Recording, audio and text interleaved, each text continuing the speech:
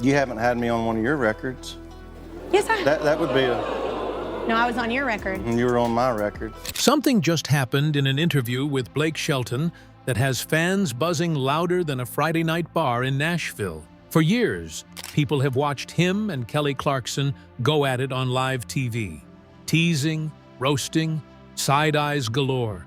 Because when you got fired from The Voice, when I was like, hey, and then I quit, I was like, y'all ain't firing my Kelly. Oh my God, you're... And so I quit, and I just went off the radar You for a are while, and so I'm glad to finally be talking about. What's wrong? And wondered if all that chaos was just for the cameras. Blake finally slipped, and what he admitted might just confirm what fans have been whispering for years. It wasn't packaged in PR spin or hidden behind a joke. It was raw, unfiltered, and impossible to ignore.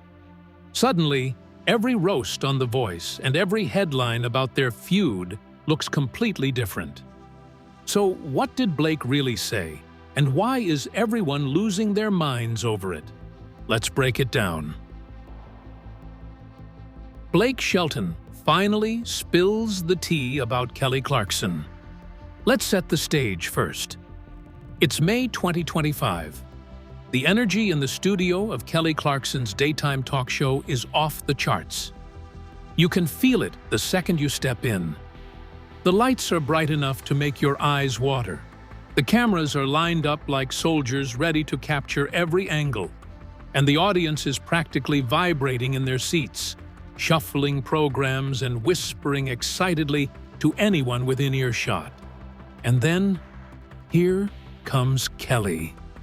She strides out in her signature electric blue power suit, every bit the queen of the stage.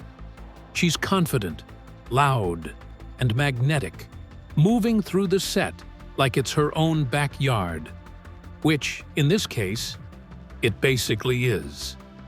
The crowd erupts immediately. A beat later, Blake Shelton strolls onto the stage, the picture of laid-back country charm. Denim jacket, well-worn jeans, cowboy boots that have clearly seen 100 gigs. And that half smirk of his that's equal parts mischief and I know something you don't. The contrast between them is hilarious and perfect. Kelly, all high-energy pop star sparkle. Blake, slow-moving, dry-witted, yet impossible to ignore. And of course, the banter starts immediately. Sharp, fast, and sarcastic. The kind of playful sparring only they can pull off. Kelly throws the first jab, teasing him about releasing a song called Texas, saying, "Blake, you're literally from Ada, Oklahoma. Do you need a map?" The audience loses it. Blake takes it in stride, tilting his head, letting the laughter wash over him, before turning to the camera and shrugging like he's letting everyone in on a secret only they understand. Then, just when you think you've caught your breath, he drops the line that will make headlines everywhere. Kelly and I are so inbred we probably share a toothbrush. For a split second, the studio is dead silent. You could literally hear a pin hit the floor. Did he just say that out loud? On national TV? And then, chaos. The audience erupts, half in laughter, half in sheer disbelief. Kelly clutches at imaginary pearls, gasping through laughter, trying desperately to form a rebuttal, but completely losing the battle against her own amusement. She's wheezing, doubling over, tears forming in the corners of her eyes. It's unfiltered, unscripted, and absolutely electric. Blake doesn't skip a beat. He leans in, smug as ever, and keeps piling on. "I'm serious. We've got the same managers, the same songwriters, the same ex-in-laws." He winks, like he's daring the world to keep up. If we swapped toothbrushes right now, the tabloids would implode trying to figure it out. The cameras catch every second of Kelly losing it, gasping for air, arms clutching her stomach. The moment is pure chaos, a perfect storm of humor and honesty. By the time the segment ends, clips of the moment are already blazing across social media. Within an hour, the views have surpassed 1 million. The comments section is an untamed jungle of disbelief and excitement. "Called it. I knew it," reads one. Another asks, "Wait, is inbred a compliment in Oklahoma?"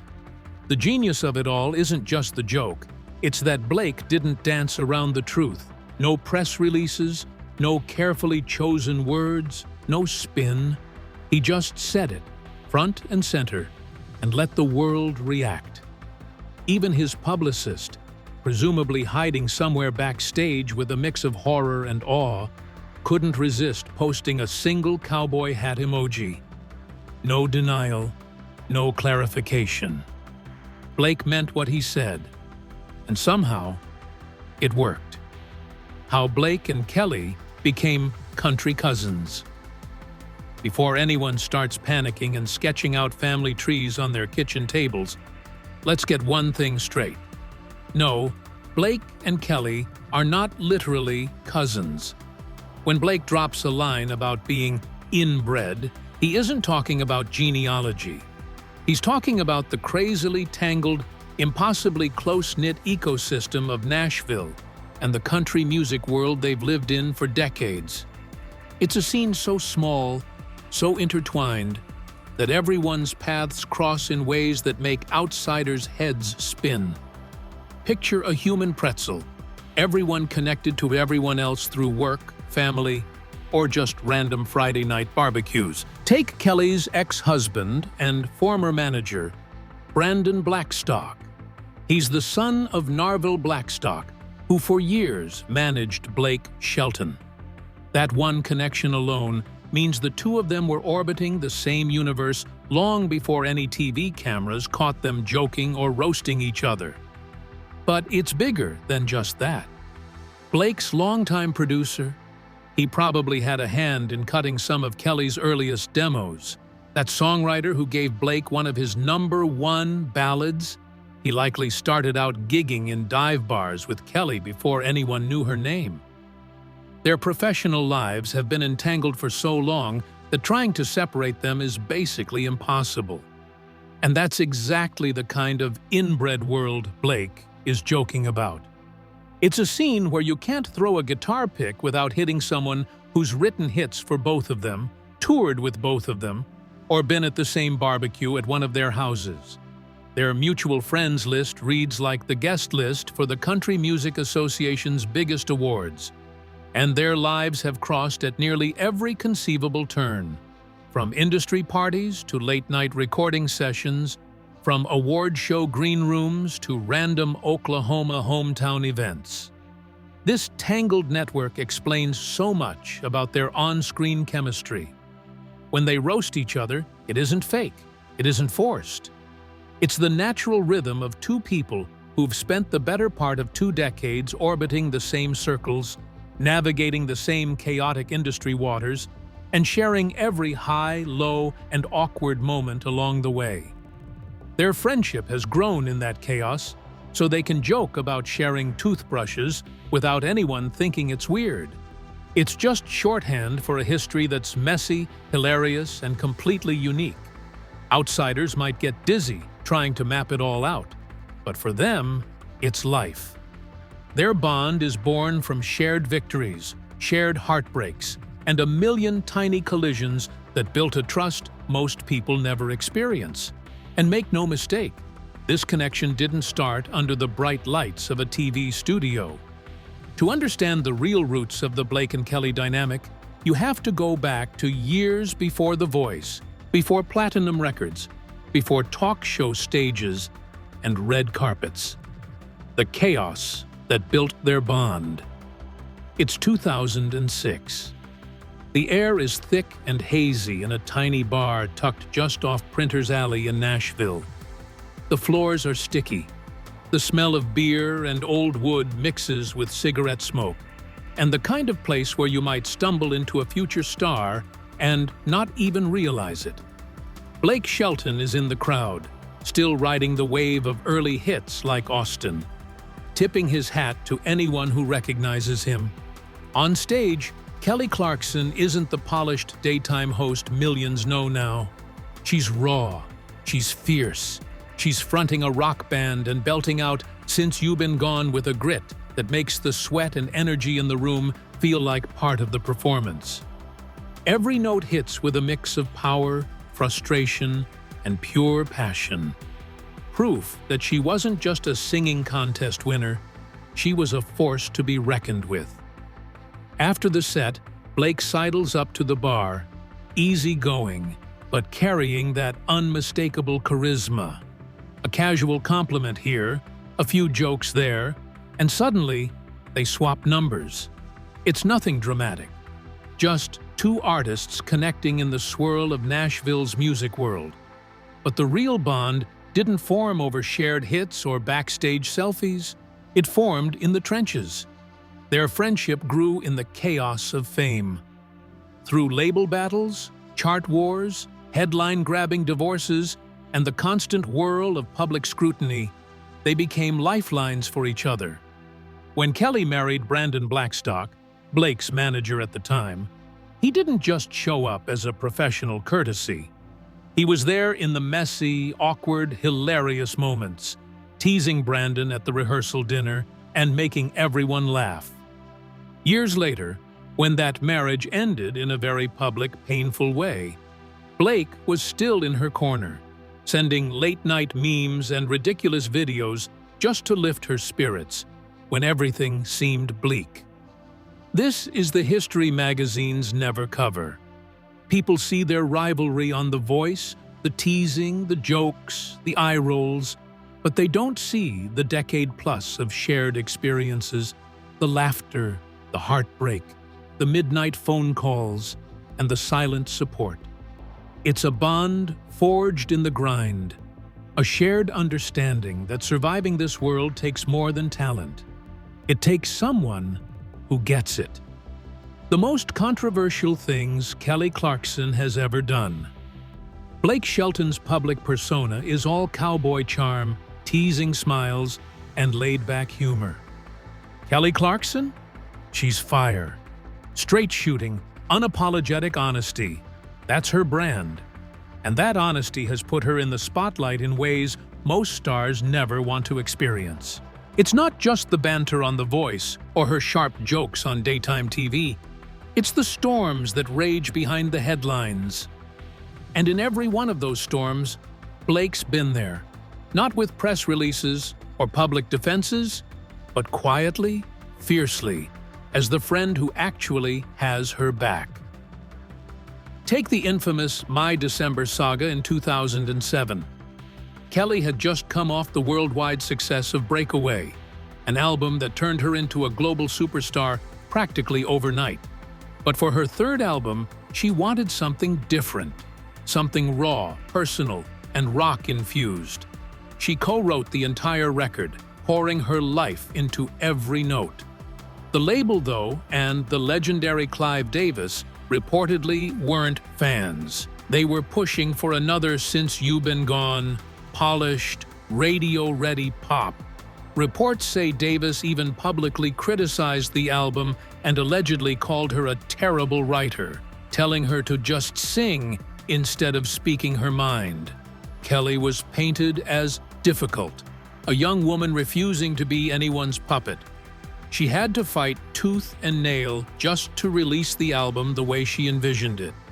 Through it all, Blake stayed in the wings, quietly watching, never stepping into the public argument, but privately checking in, sending support, and later admitting he hated seeing her dragged for simply wanting to stay true to herself. Fast forward to 2018. Kelly made a casual comment on a radio interview about spanking her kids, saying it was how she was raised and she didn't see anything wrong with it. Almost instantly, the internet erupted. Parenting blogs exploded with criticism. Child development advocates weighed in, and social media turned into a full-on debate about her fitness as a mother. Through the chaos, Blake didn't post a single defense on Twitter, didn't call out the haters. He simply sent a text telling her she was a great mom, plain and simple.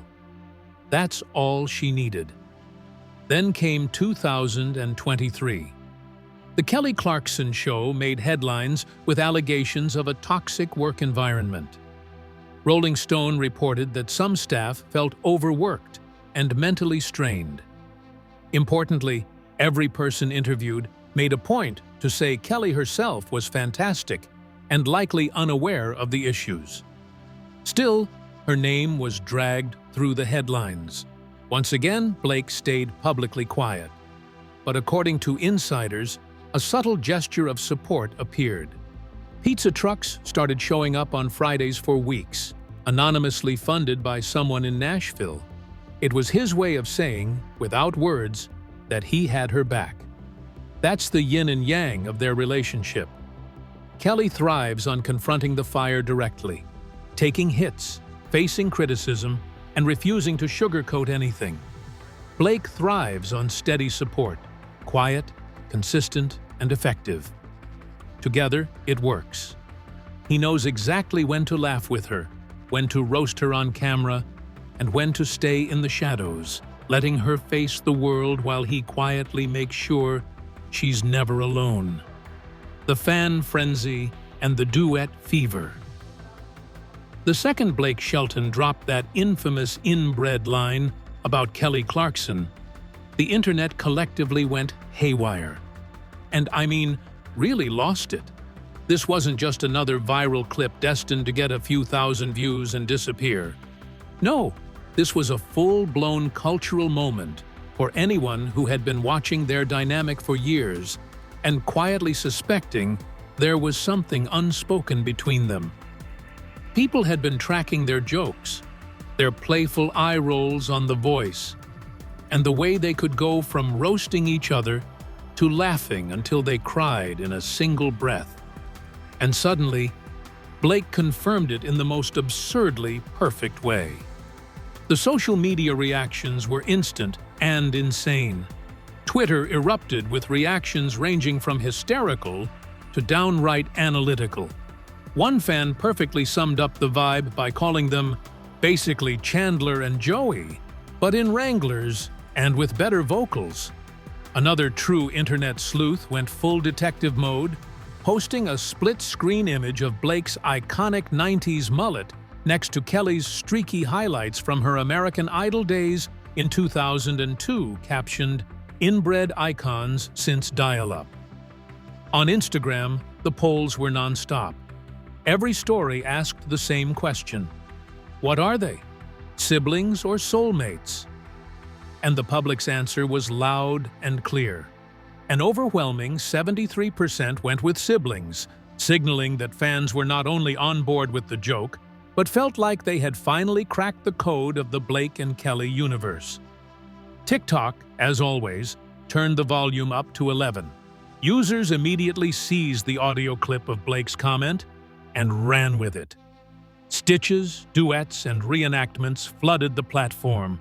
Thousands of people mimicking office romances, awkward family dinners, and hilariously tangled professional connections. One viral stitch started with the text, POV, your work wife is also your cousin's ex-neighbor's former boss, perfectly capturing the absurd interconnected chaos Blake was joking about.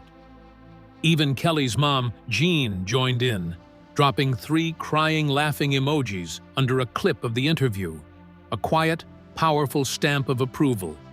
But the fan reaction didn't stop at laughter. It quickly evolved into action. Right after Blake's line, Kelly, still wiping tears from her eyes, leaned into the microphone and challenged him. If they were so inbred, he needed to get on a record with her. Blake, never one to resist a good joke, quipped back that he would, but only if he got to yodel. That single exchange lit a fire.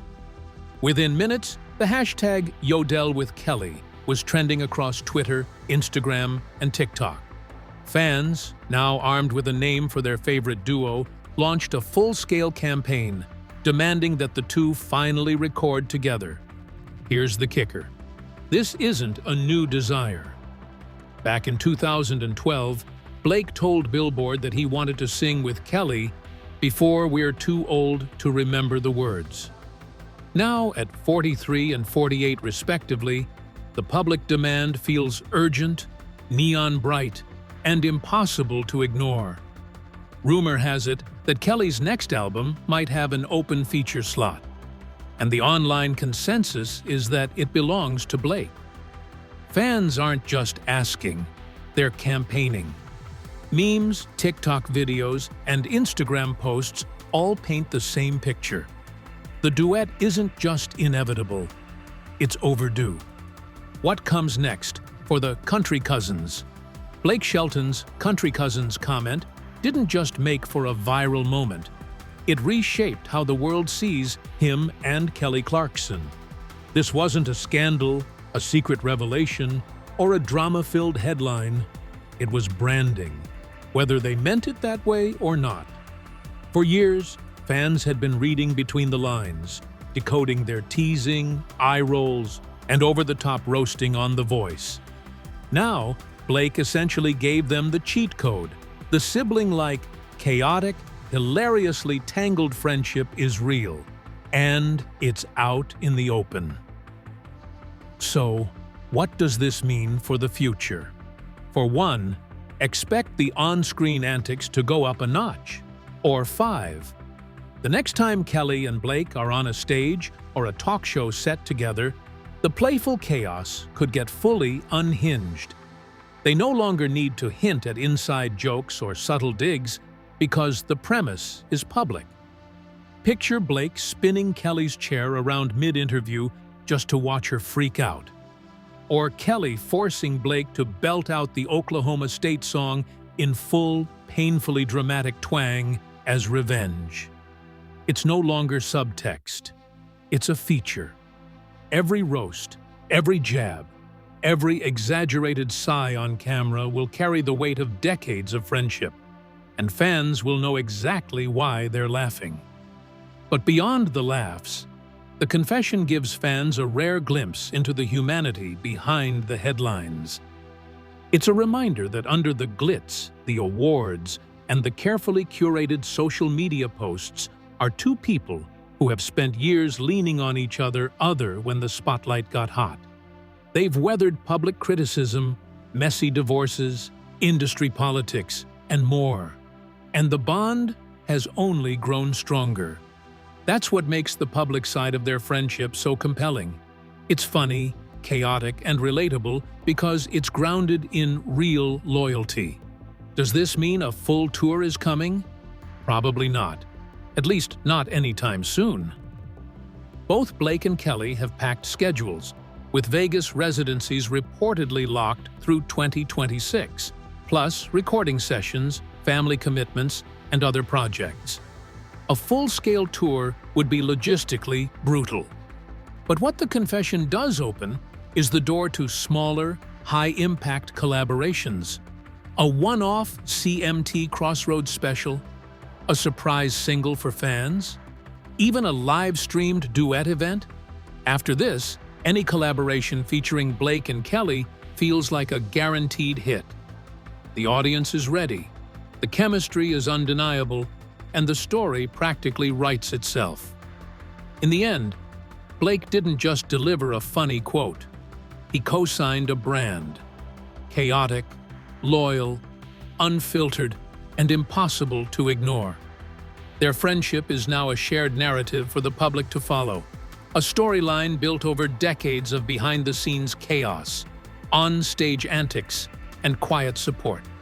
And while the competition between artists might dominate headlines in other corners of the industry, this brand isn't about rivalry, it's about collaboration. Fans aren't just waiting for the next joke or roast. They're waiting to see what these two icons will do when the curtain rises, the music starts, and decades of friendship finally hit the stage in full force. What are your thoughts about the dynamics between Blake and Kelly? Share with us in the comments. While you're still here, check out the next video that pops up on your screen. Thanks for watching, fam.